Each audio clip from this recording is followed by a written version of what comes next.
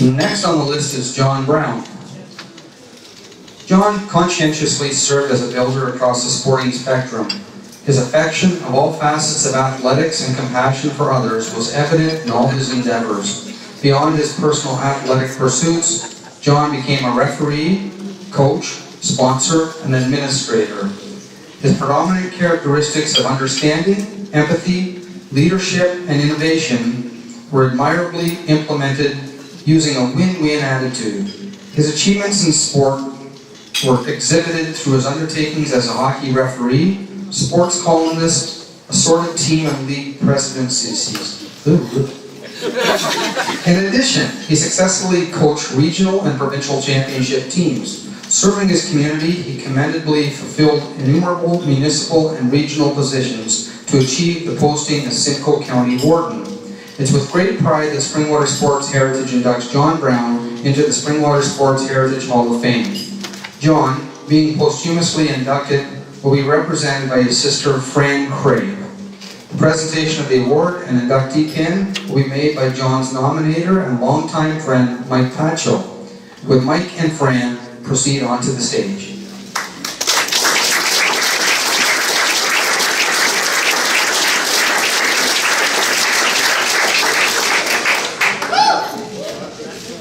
I'll read one of Joanne's fun facts about Brownie, actually. Brownie wore number 21 when he coached the Angels, and anybody know why he wore number 21, except for the Angels? Radar, you might know. His favorite player was Bobby Bond, who wore number 21. That's why Brownie wore number 21. So there you go, now you know. Somebody asks from now on.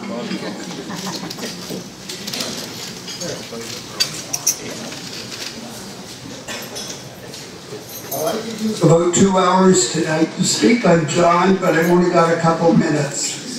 But I just want to tell you, it's been a real honor to have the chance to nominate John for the Springwater Sports Heritage Hall of Fame. You know, I just start thinking of things as the evening goes on, and I think about John about the last few months. And I think of when our time on earth ends, and we got to ask ourselves, are there two things we could have done?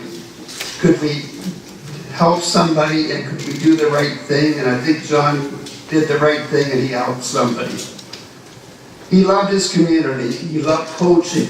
He loved being in the administration of the teams and leagues. And he loved being a sponsor. I remember John for organization and dedication.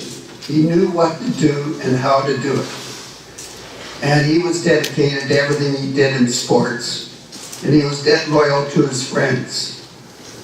I think about the Angels and the 45 ladies he coached on that team, and then the Mets that he coached, and the people. His words and wisdom, just not affecting those 45 or 50 people. It's their families now that he's touched. And I think that's a good thing. I have one story about John. He liked being in the loop. He wanted to be where the action is.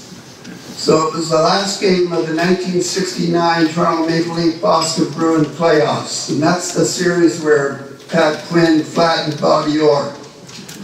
So it's the fourth game, they lost, the Leafs lost. And Peter Vollett, Kerry Barber, and I were with John. And I think we were in the blue seats. At the end of the game, John disappears. We're up there waiting for him, and he comes back in a few minutes, and he tells us, "Punch Shimlock's been fired." And we said, "Oh, no.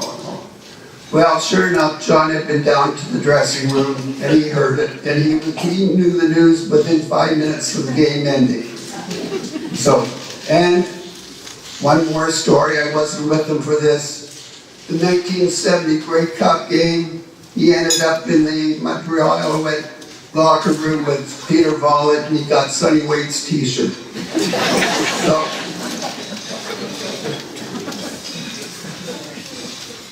but one thing about John, there's that saying, you lead, follow, or get out of the way. John was a leader. But I think in all this, the most important thing about John that I remember, he had a nickname for everybody, and he knew everybody in town. all over, Barrie, Midland, he knew him, Toronto, he knew everybody. But I think the one thing that I remember about John, it was fun. I never had fun with anybody with John. He was fun. And he had fun, but I think the people with him maybe had more fun. That's the type of guy he was. So tonight, I would like to congratulate Fran Craig, John's sister, and Adam and Jennifer, and other sister Judy McGee and her husband Bill on John's induction.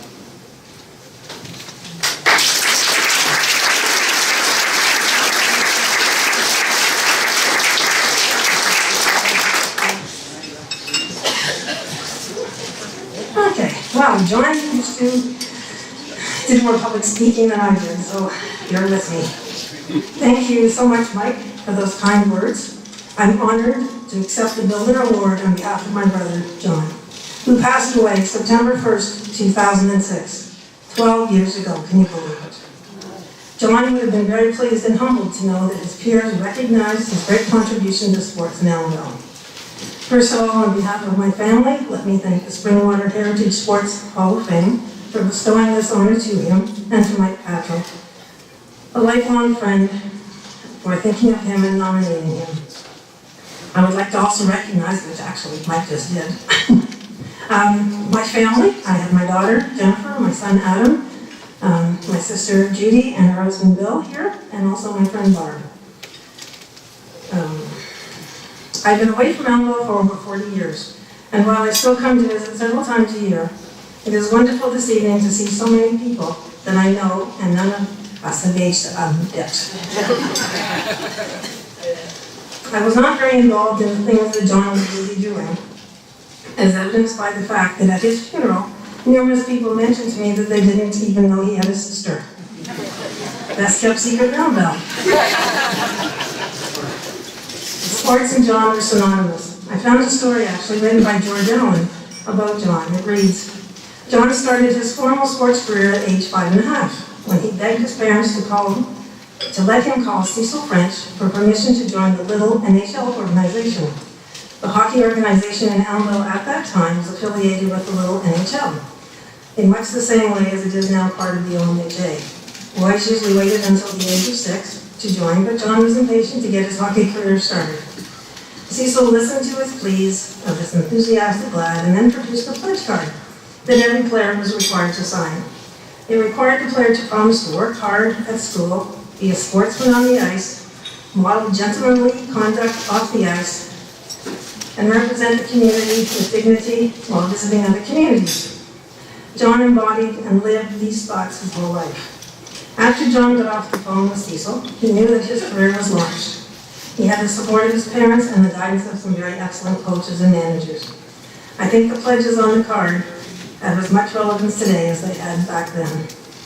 And so, from a very early age, I remember going with my parents, Ernie and Winnie Brown, to watch John play baseball and hockey. We were his greatest supporters. He liked baseball, but I think he liked hockey more. He was involved in every facet of these games, whether it be a player, a referee, a coach, or the administrative end of things. He served on many committees and worked tirelessly to ensure that Elmville had a sports and recreation program that they could be proud of. It didn't matter what project John took on, he did it to the best of his ability.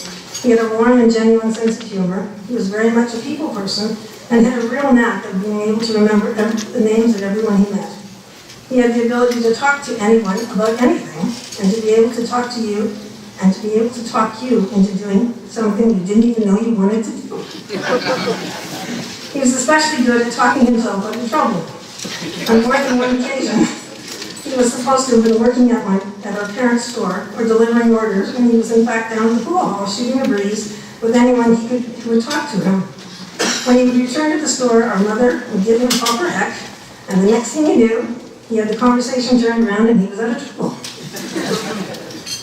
John was a born leader and loved to organize and plan trips, excursions, and events that he could share with his friends.